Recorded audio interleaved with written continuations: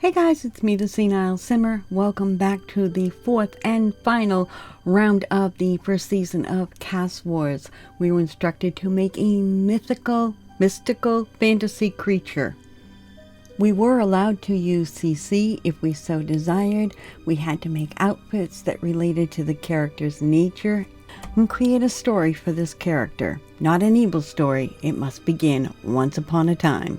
At the end of the video, we had to do a let's play of the character. We could download a house if we wanted to, which I most certainly did because of time constraints. And the videos needed to be up on August 18th. It is currently 3:18 a.m. on August 19th, so I'm running behind, but here's my video.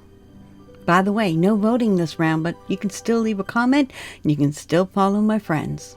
You can find links to all of their videos in the description and down below. First, let's meet our secondary character. This is Walker. He is the beach life aspiration.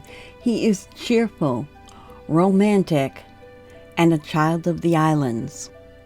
Walker was created to be a kind of a beach bum kind of guy. With the aspiration that he has, I thought it was fitting.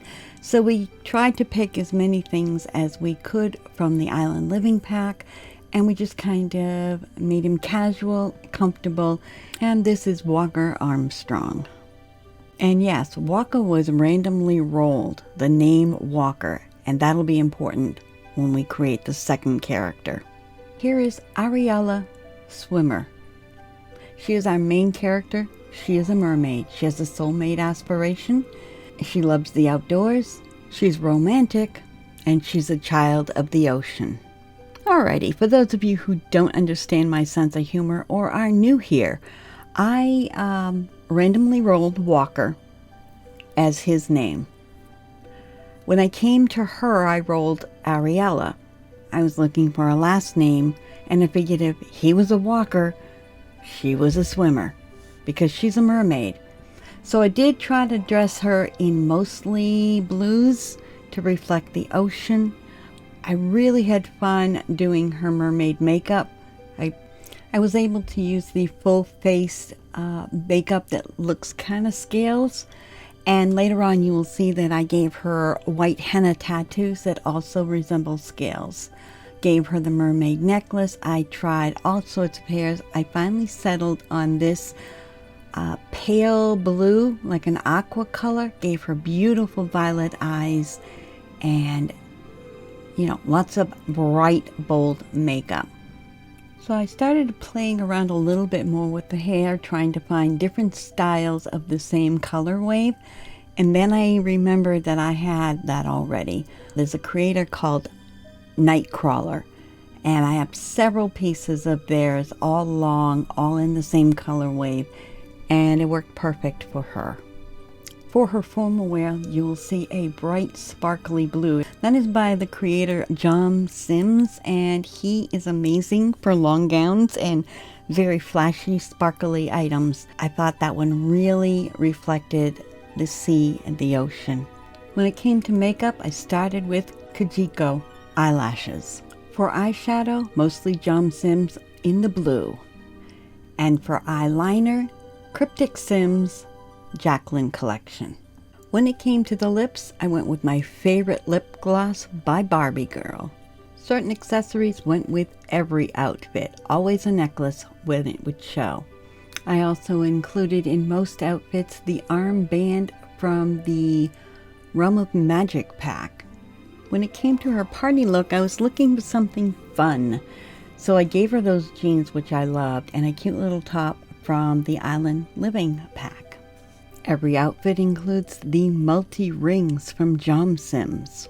Every outfit also includes blue fingernails. For tattoos, she has a dolphin on her ankle. She has the white henna tattoos that look scaly. Later on, I added a dragon in the midriff area and also a belly button ring, which you will see in the final shots. And we're just doing some finishing touches on each outfit just to make sure that it's exactly the way I want it to look. I tried putting a jacket over that. It didn't work. But I think we're all set. Let's look at her outfits. Here's her everyday. her formal wear,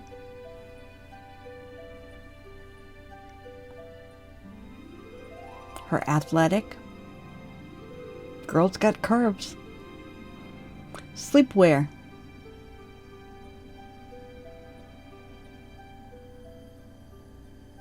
party outfit, came together nicely. Beach doesn't show up because she's a mermaid, but that's okay, I like it anyway. Hot weather and cold weather. And one more look, of course, her mermaid outfit. Now let's see what we did for a house. I was looking for a nice little starter home that would be perfect for Walker and that she could move into later. I found this by Sart Jamas. It was 2 bedrooms, 1 bath. It was really only 1 bedroom, but that's okay. Here's a screenshot of the outside, and here is the inside. Once we had it placed on a lot that we wanted it on, we went and added lot traits. For this lot, I chose Bracing Breezes, Convivial, and Island Spirits. And now that we're all set up, let's just start our story. Once upon a time, there was a young mermaid named Ariella Swimmer. She spent her days quietly digging for shells, swimming in the ocean, talking to and playing with her dolphin friends, and she was happy. One day a man came to her beach, and being a curious sort, she decided to go talk to him. They built a sandcastle together and talked for hours as she got to know him. As he left at the end of the day, she couldn't help but wonder if she would see him again. Day after day she came back to the same cove and was seldom disappointed. As they got to know each other better, there came a day when she was pretty sure he was flirting with her. She wasn't sure what to do with that because she'd never told him about being a mermaid.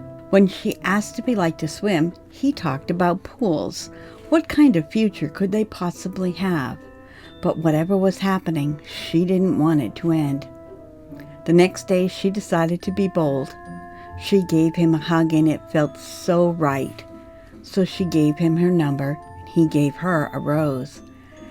Every time he touched her hand, she felt a spark and a tingle all over, and she craved more of that. She had to know if he felt the same way, so one night she told him her secret. He seemed okay with it, but she thought maybe he didn't believe her, so she showed him. To her surprise, he didn't run, and he didn't call her a freak. Instead, he kissed her and asked her to be his girlfriend. Of course, she said yes, and then he really kissed her, and she knew she was lost. Then one night, he asked her to be his wife. She wasn't sure what that meant, only that she would be with him always. So she said yes, and he did that thing again. She knew she would give up everything to feel like this forever.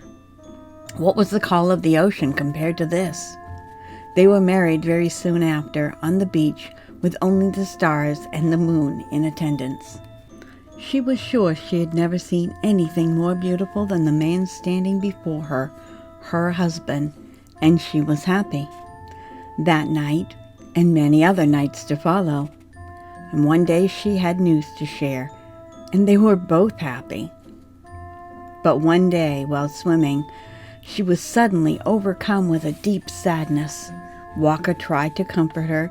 He tried to cheer her up, but how could he understand what she barely understood herself? She loved their life together, and she loved their unborn baby, yet still she was sad. Sometimes she would cry herself to sleep, and Walker could only watch and worry. He soon realized that she was only truly happy when swimming and playing with the dolphins. He began to think he'd been extremely selfish in asking her to share his life. She needed to be free.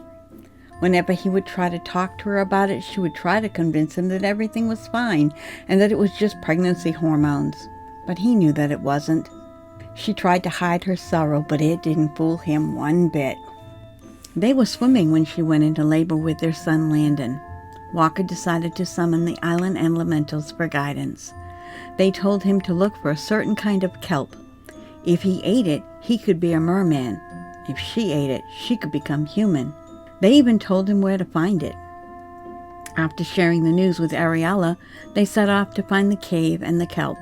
Both of them had in mind to eat the kelp, but neither told the other. She got distracted by the ocean and eventually went home to feed the baby.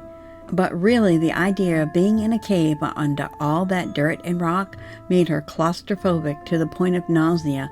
There was no way she was going in there. So he went on alone. It took many, many attempts before he found what he was looking for. When he got home, he told her what he had found, and then, before she could do or say anything, he ate one. Nothing seemed to happen, so he ate a few more. Feeling defeated, he told her he tried, but failed. Feeling sure she knew what to do, she led him into the water. When she saw him swimming, her heart melted all over again, and she was sure she'd never seen a more beautiful merman, and they were happy. Over the years, they watched their son grow from baby to toddler, from toddler to child, from child to teen, and watching him transform into his very first tail. And they were very happy. In fact, perhaps they lived happily ever after. The end. That's going to do it for this episode. Thank you so much for watching. Don't forget to hit that subscribe button. There are 2 new videos down below that you can watch. Leave a comment if you'd like. I usually do reply. Hit the like button to share it on your Twitter. I can be found on Twitter and also on Twitch. And above all, have a really great day. Bye-bye.